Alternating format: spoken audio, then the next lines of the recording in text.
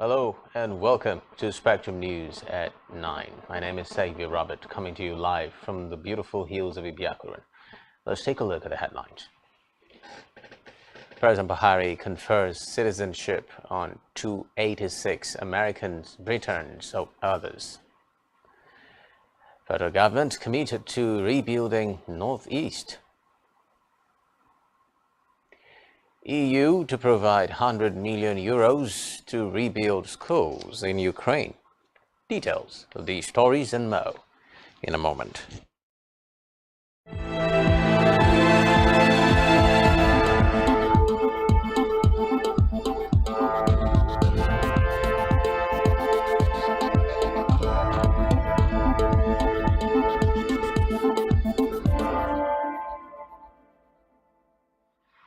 First in the news tonight is a report that President Muhammadu Buhari has conferred Nigerian citizenship rights to 286 persons comprising Lebanese, British, American, Egyptian, Syrian, Italian, Palestinian nationals. Of the 286 foreign nationals presented with certificates of Nigerian citizenship, 208 received certificates for naturalization, while 78 got certificates by registration, exercising the constitutional powers conferred on him by Chapter 3, Sections 25 to 31 of the Constitution of the Federal Republic of Nigeria 1999 as amended. The President said the Ministry of Interior ensured that only deserving persons were recommended to the Federal Executive Council to be conferred with Nigerian citizenship. He admonished the new citizens that Nigeria is a nation united by the principles of opportunity, equality, and liberty as enshrined in the Constitution. In a related development, President Buhari has conferred the officer of the Order of the Niger OON on Toby Amusan. Amusan recently hit the headlines after winning a gold medal in the 100 meters hurdles at the World Athletics Championships in Oregon, United States of America. Amusan also set a new world record in the process. The 25-year-old was the first Nigerian athlete, male or female, to achieve the feat. The Ogun State-born athlete also won a gold medal in the same event at the Commonwealth Games in Birmingham, United Kingdom. It can be recalled that just last week she successfully defended her Diamond League title. The athlete also broke the 22-year-old record set by America's Gail Divers. Meanwhile, President Muhammadu Buhari today in Abuja approved national honors and cash awards of 200 million naira for Team Nigeria contingents to the 2022 Commonwealth Games and World Athletics Championships. Speaking at a presidential reception in honor of the athletes, the president said his government is committed to rewarding excellence, no less for members of Team Nigeria who ignited the spirit of victory in the nation through stellar performances at international competitions. Congratulating all the awardees and recipients, he expressed confidence that this will spur them to greater heights.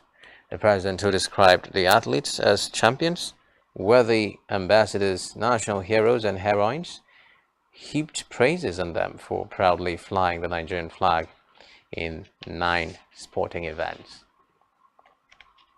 In another development, President Buhari has directed the Nigerian National Petroleum Corporation (NNPC) Limited and its subsidiaries to step in and fix Section 4 of the East-West Road.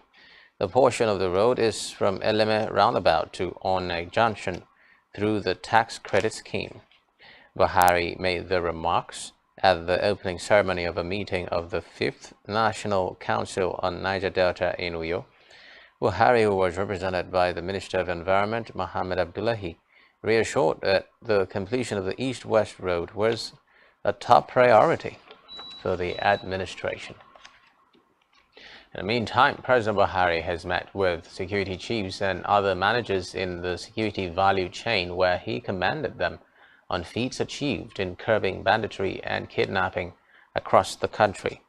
President Buhari, who presided over the Security Council meeting at his office at the presidential villa, however, told them to consolidate on the gains achieved so far before December this year. The Minister of Interior, Rauf Arabeshola, confirmed these while briefing State House correspondents on what transpired in the meeting, which lasted 2 hours. Arabeshola said the president was particularly pleased with the Nigeria police force for maintaining high professionalism during the conduct of gubernatorial elections in Ekiti, Osun, and Anambra states. Elsewhere, Vice President Emmanuel has called for a wider use of gas as a replacement for dirtier fuels like diesel. He said doing so would arrest deforestation while ensuring that the country has the necessary energy baseload for industrialization.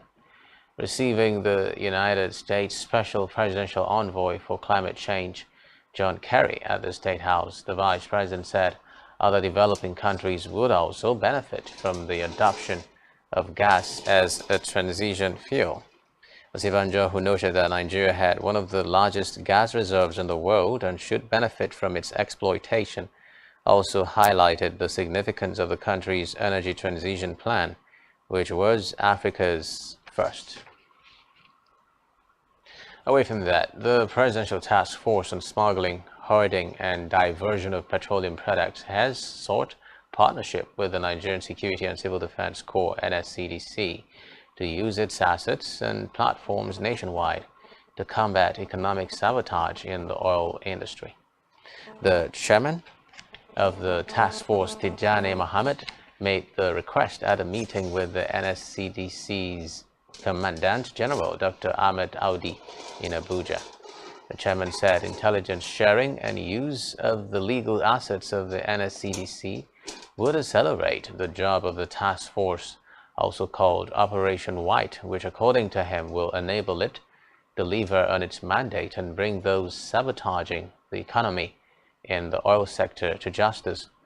The task force chairman also expressed appreciation to the NSCDC's boss for the supports extended to the task force in doing its assignment since it was established. Meanwhile, federal government has said it is set to establish a labor market information system (LMIS) aimed at addressing the lack of harmonized information on labor markets. Minister of Labor and Employment Senator Chris Ngige disclosed this in Abuja as he flagged off a 3-day labor market information system (LMIS) stakeholders workshop organized to strategize on the framework needed to achieve that.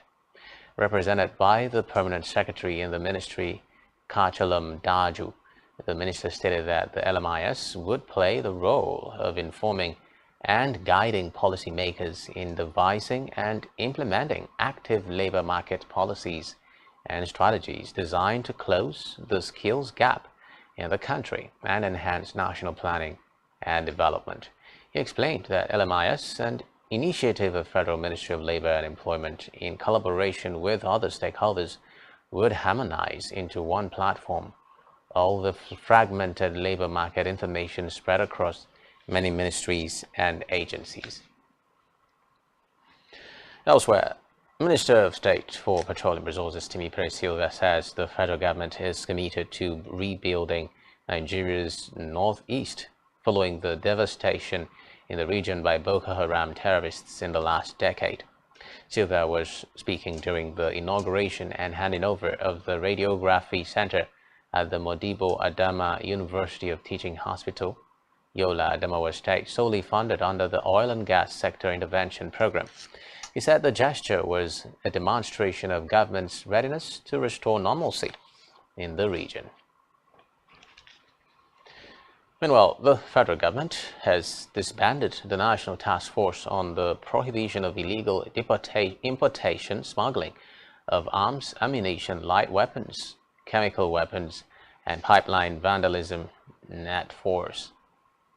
The Minister of Interior, Rauf Arabeshola, made this known while briefing State House correspondents after the National Security Council meeting in Abuja today.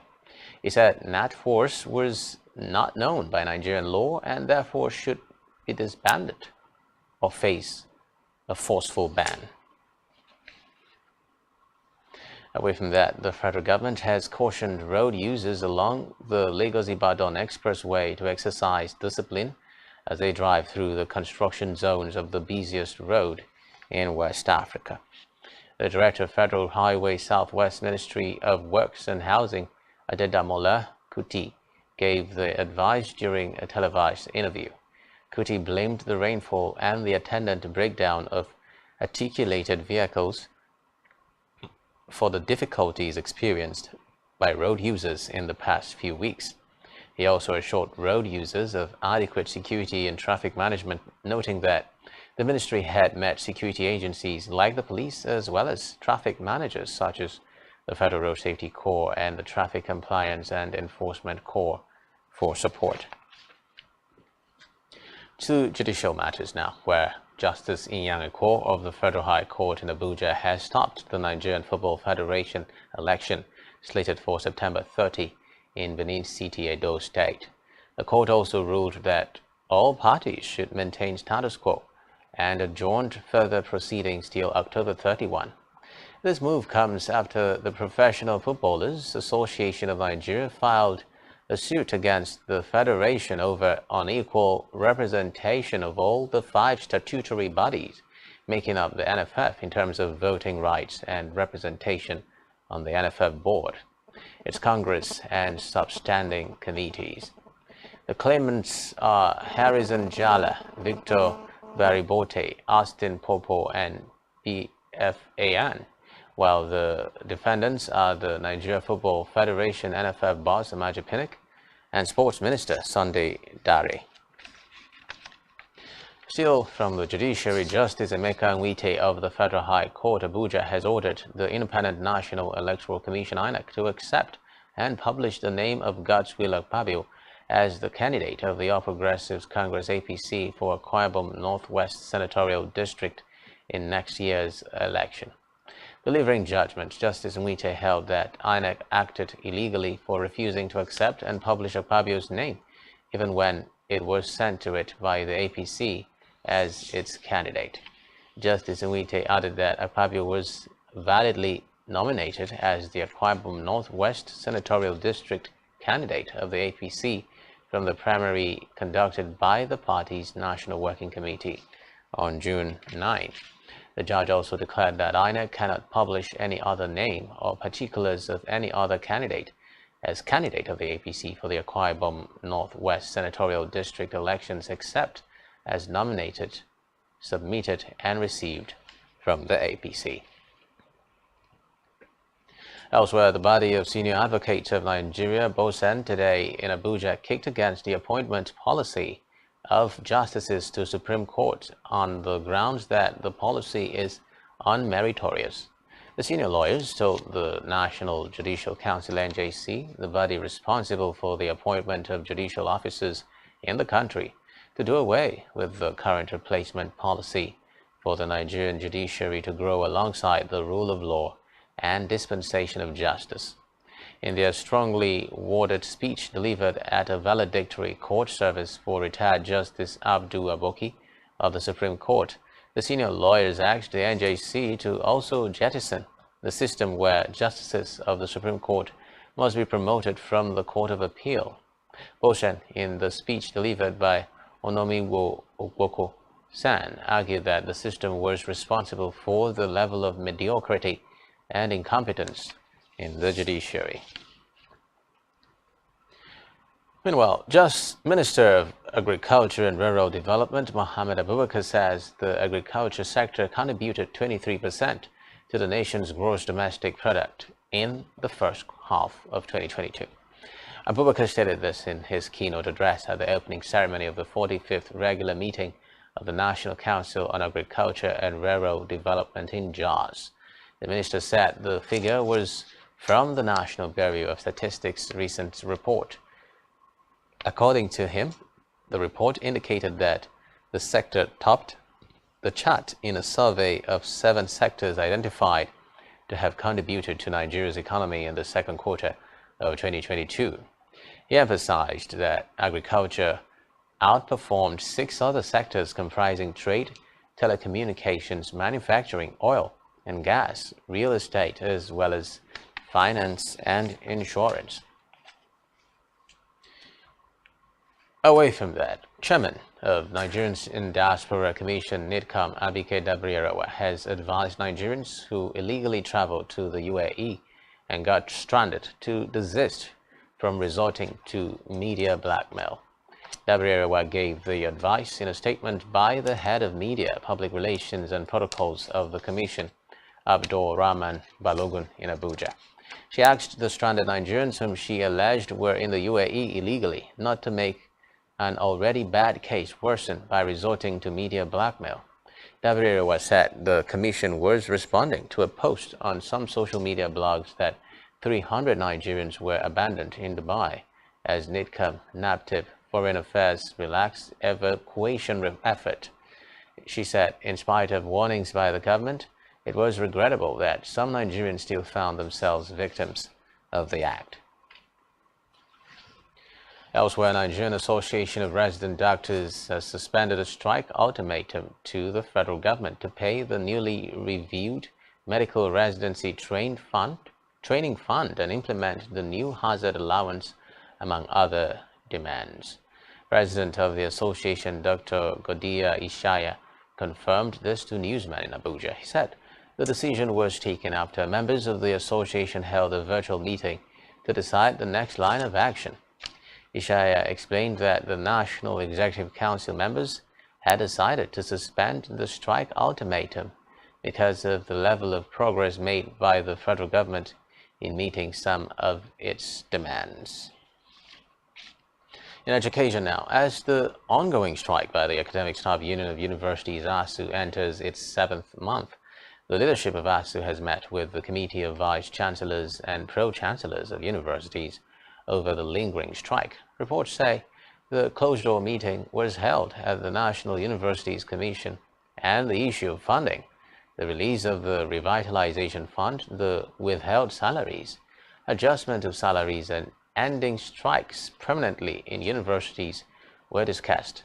However, former vice-chancellors, in a communique made available to newsmen in Abuja, hailed the federal government for approaching the National Industrial Court in a bid to end the strike.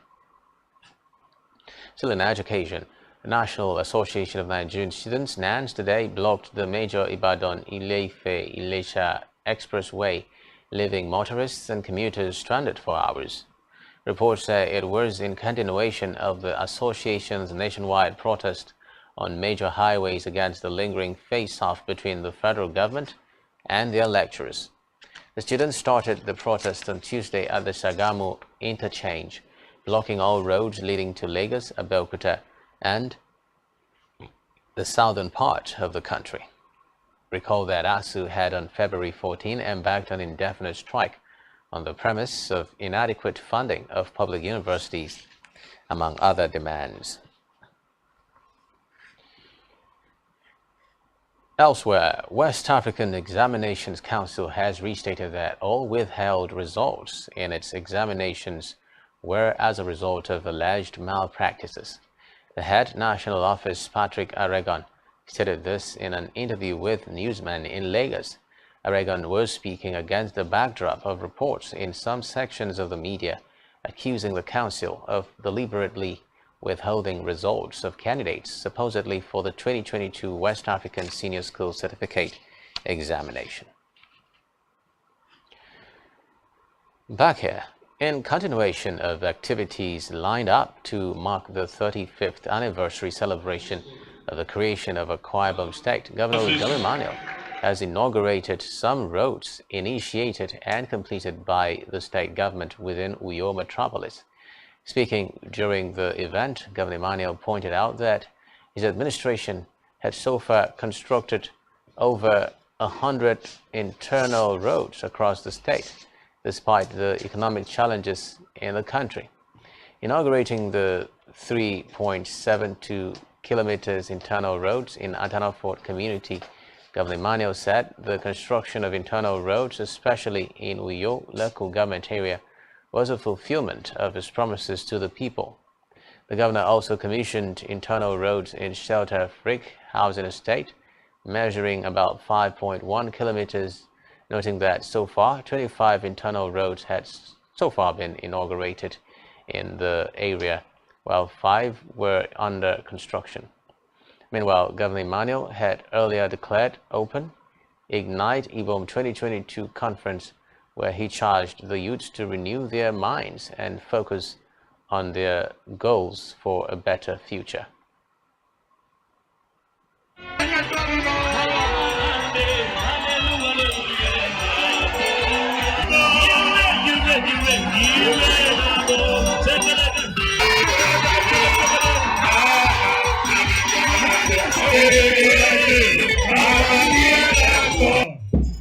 Uyo is summer. Akwa State House of Assembly that are here. I need the member for Kanapur local government area seated here. No Bongowa, who is here with us. Your Excellency, we welcome. We're busy working. And now is the time for the report card. Our report card speaks for us. A lot of people who had gone around Akwa Ibom said that they couldn't believe in 7 years we could achieve this. In the economy, where we had recession 2 times, we had COVID-19 that completely stalled everything across the globe for almost 3 years. Even with that, we did not give excuses. We've been working. Today I say to God be the glory. Today, the 14th of September 2022, in the presence of the owners and the landlords and all the youths and all the residents of this community, the Atanafort community, I stand here to commission the 13th internal road in this community alone. And I pray as we use these roads, any criminal that will use this road will not enter here. There shall be no kidnappers that will ever use this road. We set an angel to mount guards on this community. There shall be no criminality. There shall be no armed robbery. People here shall live in peace. Nothing shall threaten their peace. There shall be no problem in this area. Anybody who lives in this area must prosper. Whatsoever you do in this area, you will prosper. Amen.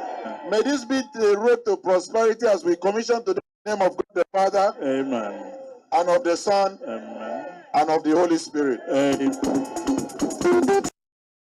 Government of Akwa Ibom State. The 22nd, May 26th, I did know the commissioning of all the mother of roads.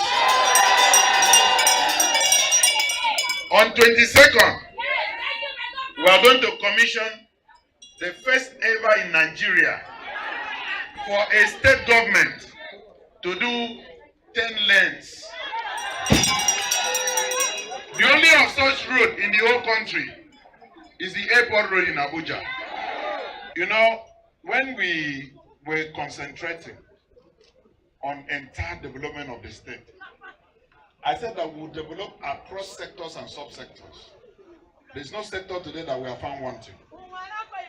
When I came into Shelter Africa, I promised them 30 internal roads. 30.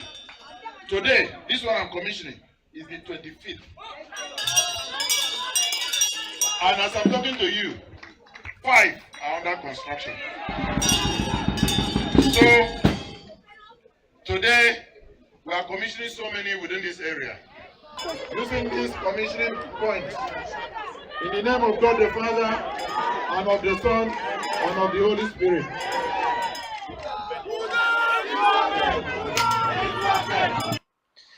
Still in Akwa Ibom State Governor Udom Emmanuel has commended the new leadership of the Ministry of Niger Delta Affairs for proposing a partnership and collaboration arrangement with governors of the Niger Delta region to develop the region. Governor Emmanuel made this known at a courtesy visit on him by the Minister of Niger Delta Affairs, Obong Umana Okunumana, at the Executive Chambers Government House, Uyo.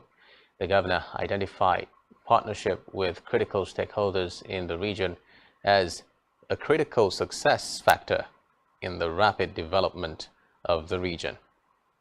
In those days, in simple principles of management, we used to assess people on what we call understanding of the critical success factors. And you will see he hits just one of them straight.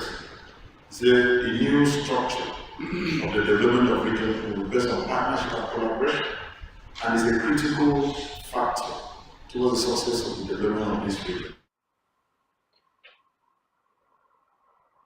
He noted that once there was synergy among stakeholders, the purpose of bringing development to the people will be achieved. And it might interest you to know, I'm not afraid to say it. I must say it so that you also will know. I've been a governor for over 7 years. NDC cannot point to 5 kilometers of road they've done in this state. As a state that contributes 36.1% of the oil and gas reserves of this country. We don't have a single federal government president, not even a people from NNPC, not the government of the NDC that is our own. You cannot point 5 kilometers of a stretch road that you can drive in a government, it's done by NDC. Everything you see from that airport into town, all efforts of the state government, they will contribute 36.1% of the oil and gas reserves of this country. So I'm grateful if we can change the narrative, and if you see in this country today with our lean resources. Earlier in a remark, Obong Umana, who was accompanied by Minister of State Niger Delta Affairs Sharon Ikazo and members of the National Council of Niger Delta, thanked Governor Udom Emmanuel for the massive transformation and life-touching projects in the state.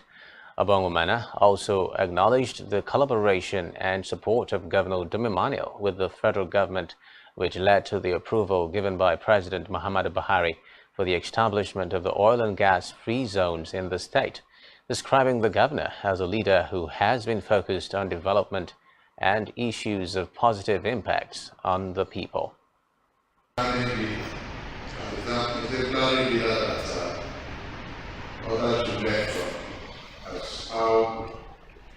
to focus on development, focus on issues that would impact the welfare of our people. As we were driving through the landscape of these states, the members of my team, they could not appreciate the good work that is going on in these states. As somebody who is of this state, Excellency, we are very, very proud of you. The minister further disclosed that they were in the state for a National Council on Niger Delta meeting. Meanwhile, Akwa Ibom State Governor Udom Emmanuel has commended wives of state governors for the awareness they are creating on the issue of gender-based violence. Governor Emmanuel made the commendation while receiving the governor's wives under the auspices of the Nigerian Governors' Wives Forum, who paid a courtesy visit on him at the government house, Uyo. The governor, however, charged the state's first ladies to also include the boy child in their campaigns to have a balanced society.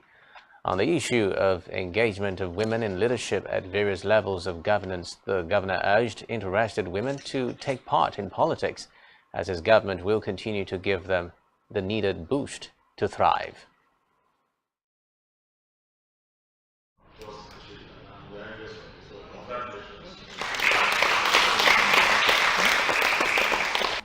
Your concentration on girl child alone is not good. Add boy child. So that you can balance it. Because when you just say girl child, it's just only girls. Boys also feel victims of this. So put a slash, check my mouth. And put girl slash boy and boy child. I also want to plead also as a request, please, it's interesting. You might not know the impact people will create. You see, any man on planet Earth that does not have somebody that pulls his shirt behind is bound to run into a ditch. Trust me. I think we can't just let the pull our shirts when we are. Speaking earlier, leader of the Nigerian Governors' Wives Forum and wife of the Ekiti State Governor BC Fayemi said the forum was working on common issues like gender-based violence, drug abuse, education of the girl child, as well as gender-specific cancers and access of women to leadership and decision-making. Certain things that bring us together that we have in common. We are all concerned, for example, about gender-based violence and the implications this has to our society.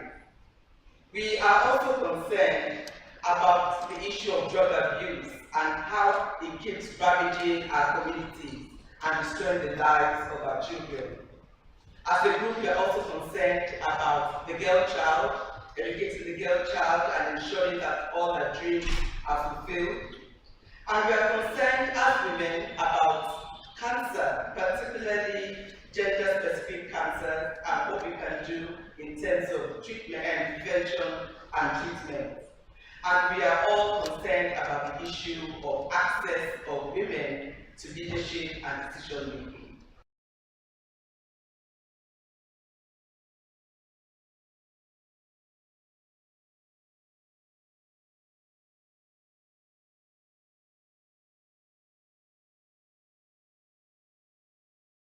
Fayemi called on political leaders in the country to support them in their advocacy to reduce the issues of gender-based violence in the country.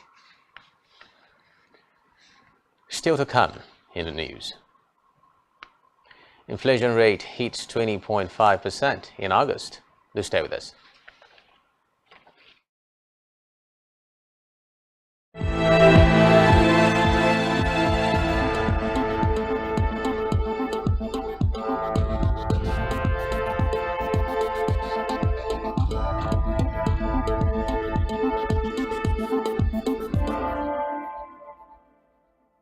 Many thanks for staying tuned. Moving on now to Africa, where the new president of Kenya, William Ruto, has paid tribute to Queen Elizabeth II by signing a book of condolence at the British High Commissioner's residence in Nairobi. He mentioned that she became queen in Kenya when she was staying at the Treetops Hotel in 1952, which he described as very sentimental in an interview and makes Kenya associate with her being queen. He also added that he would join the British people in the funeral. On behalf of the people of Kenya, on behalf of the government of Kenya, and on my own behalf, we commiserate with the people of the UK, with the Queen's family, and we also congratulate the new king in Britain.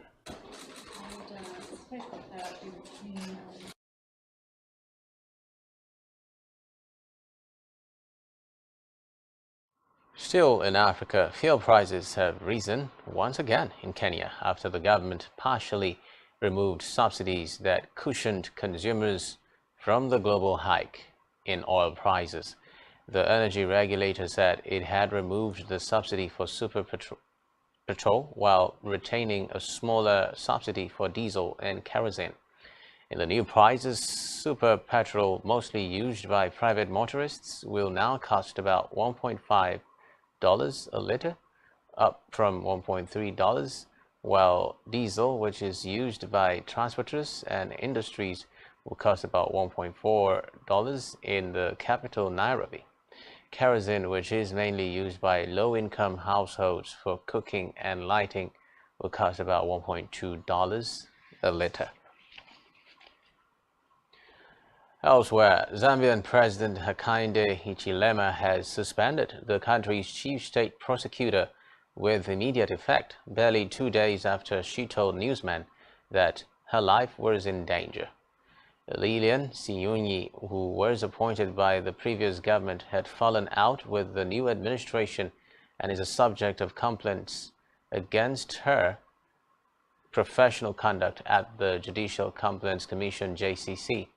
In an announcement today, presidential spokesman Anthony Bwalia said the decision was based on the recommendation by the JCC to the president.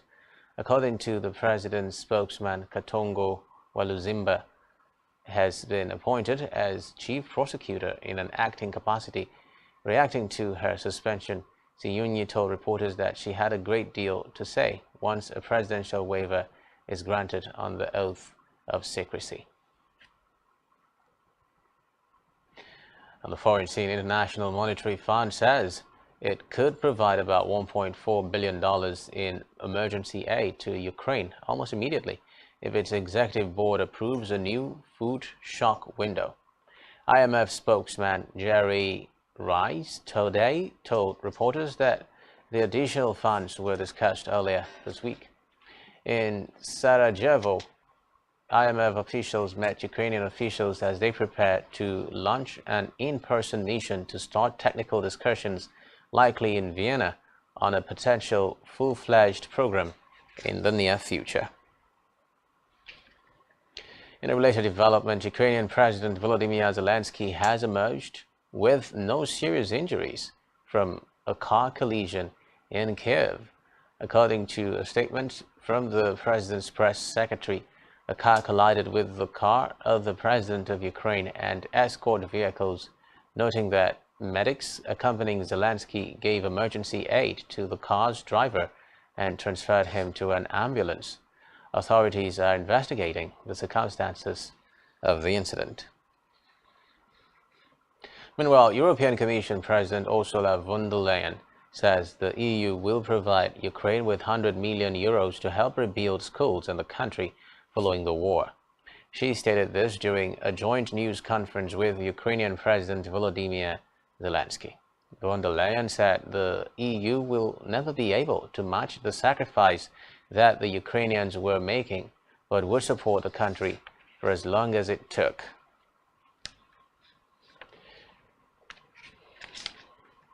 Away from that, U.S. Treasury has placed top Russian finance officials, a neo-Nazi fighter group, and a children's rights official who allegedly directs the removal of Ukrainian children to Russia on its sanctions blacklist today. 22 individuals and 2 entities were added to the Treasury's blacklist, including justice officials in occupied Crimea and members of Chechen Republic leader Ramzan Kadyrov's family. In a parallel move, the Treasury and U.S. Commerce Department banned the export of quantum computing services, hardware and software to Russia and Belarus, in a move the Treasury said would degrade Moscow's ability to rebuild its military after heavy losses in the continuing war with Ukraine. Meanwhile, Britain's Prince William has stated walking behind Queen Elizabeth II's coffin had brought back painful memories after doing the same for his mother Diana when he was a teenager. William, now titled the Prince of Wales, spoke to mourners leaving flowers at the monarch's private Sandringham estate in eastern England, accompanied by his wife Catherine. The 40-year-old prince told a group of well-wishers who had visited him that the walk was challenging. William and Kate held a walkabout for almost an hour today, looking at floral tributes to Queen Elizabeth and shaking people's hands. Elsewhere, senior members of the royal family will again accompany the Queen's coffin as it goes from Westminster Hall on Monday morning to Westminster Abbey in the minutes immediately before the funeral service starts. King Charles III will walk with his sister Princess Anne and brothers Princes Andrew and Edward. It will be followed by Princes William and Harry and Princess Anne's son, Peter Phillips, and other senior male royals. After the funeral, there will be another procession with the carriage and the family walking past Buckingham Palace and up Constitution Hill to Wellington Arch. Still on the foreign scene, Russia's President Vladimir Putin has told Chinese leader Xi Jinping that Moscow backs Beijing's One China policy and opposes provocations by the United States in the Taiwan Strait. Putin said Russia valued China's balanced position on Ukraine. The two leaders were meeting on the sidelines of the Shanghai Cooperation Organization summit in Uzbekistan in their first face-to-face meeting since Russia launched its military operation in Ukraine in February.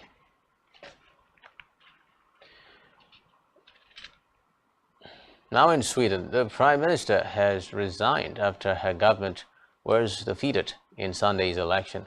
Magdalena Andersson's centre-left coalition looks set to narrowly lose to a bloc of right-wing parties, 176 seats to 173, with 99% of the votes counted. Moderate party leader ULF Kristersson is now expected to form a government, as Andersson has formally offered her resignation today. Reports say it is a huge blow to Andersson's Social Democrats, which gained votes compared to the last election and remain Sweden's largest party. Now it's time for the latest business and stock market stories. We have Blyden Ukem standing by.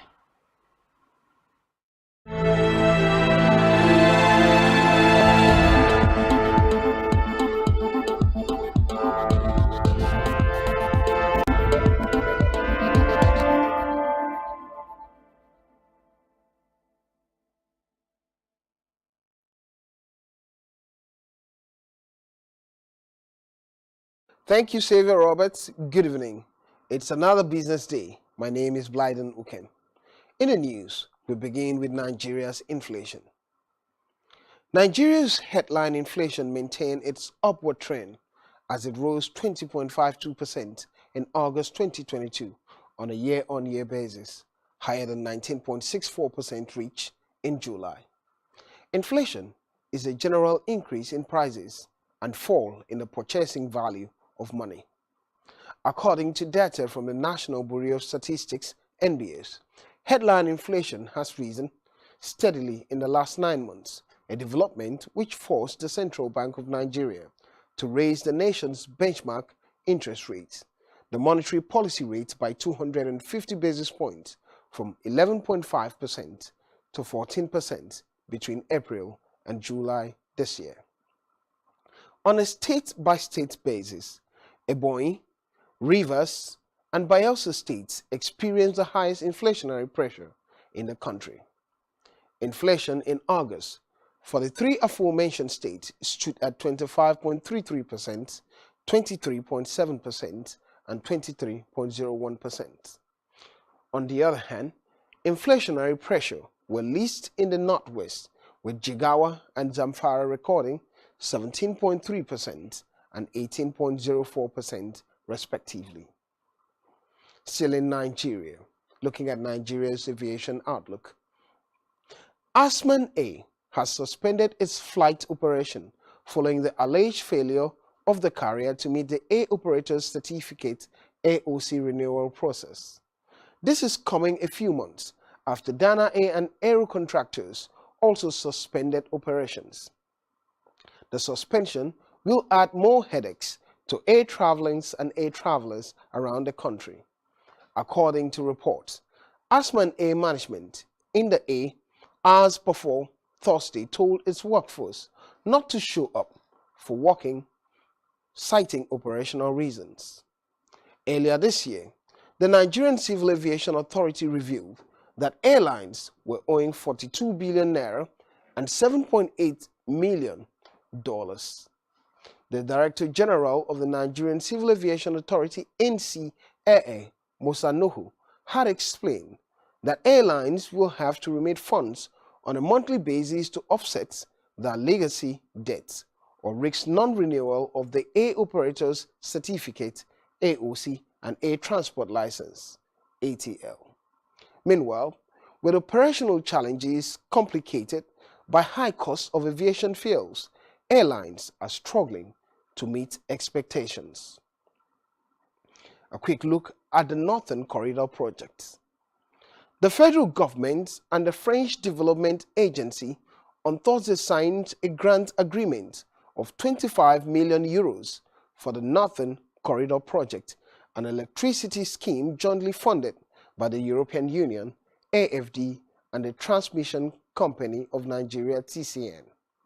It was gathered that a 25 million euros grant agreement was a contribution of the EU to the 238 million euros, an equivalent of 103.76 billion naira required for the project. Speaking at the signing ceremony in Abuja, the managing director of TCN, Sule Abdulaziz, stated that the project was not just critical to the Northern Corridor, but would also improve the country's power transmission in general. And it's time for the Nigerian stock market report. At the end of today's trading session on the Nigerian Stock Exchange, the benchmark All-Share Index pared 35.45 basis points to close at 49,540.48 points. The current market capitalization of the Nigerian Stock Exchange is 26.7 trillion naira. When compared with the previous trading day, today's data shows 15% decline in volume and 57% decline in turnover. In aggregate, 97 listed equities participated in trading, ending with 8 gainers and 17 losers. Sovereign Trust Insurance led the gainers with 3.85% share price appreciation, closing at 27 kobo per share. On the losing side, UAC of Nigeria came out last with an end-of-day price depreciation of 6.82% at 10 naira 25 kobo per share. Cotvale Business Solutions recorded the highest volume of 38.8 million traded shares, followed by Access Holdings with 28.5 million and Fidelity Bank with 10.8 million traded shares. This is all on business news. Do stay with Xavier Robert for the rest of the news. Hey, thanks, Blyden. Still to come in the news. Roger Federer announces retirement from pro tennis after a legendary career. Do stay with us.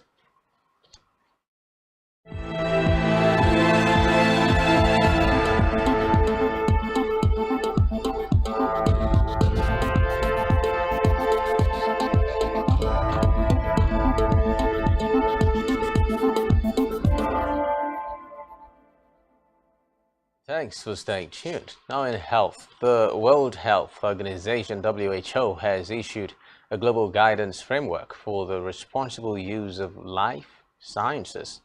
Speaking about the new guidelines, the WHO Chief Scientist Dr. Soumya Swaminathan noted that although life sciences and technologies offered many opportunities to improve health, societies, and the environment, developments and advances in life sciences could pose risks caused by accidents during experiments. According to the WHO, the new guidance is aimed at reducing bio-risks as it seeks to improve global health offered by life sciences and related technologies. In sports, Roger Federer, one of the greatest players of all time, will retire from top-level tennis after the Lever Cup in London this month. The 20-time Grand Slam champion has not played since Wimbledon 2021, after which he had a third knee operation. Federer has reportedly struggled with the knee problem for the past 3 years that has restricted him to only 3 of the 11 Grand Slams staged since the start of 2020. He has not played a competitive match since losing to Hubert Hurkacz in the quarterfinals at Wimbledon last summer. The tennis player subsequently announced he needed Mohs surgery on his knee, having previously had 2 operations in 2020. Only Spain's Rafael Nadal with 22 majors and Serbia's Novak Djokovic with 21 have more men's Grand Slam singles titles than Federer. So in sports, the delayed first round of matches in Liga F, Spain's new women's professional league, will take place this weekend after a dispute involving referees was resolved. It will be recalled that 8 matches were called off last weekend after a strike by officials. Women referees had been asking for professional status and payment in line with officials in the men's La Liga.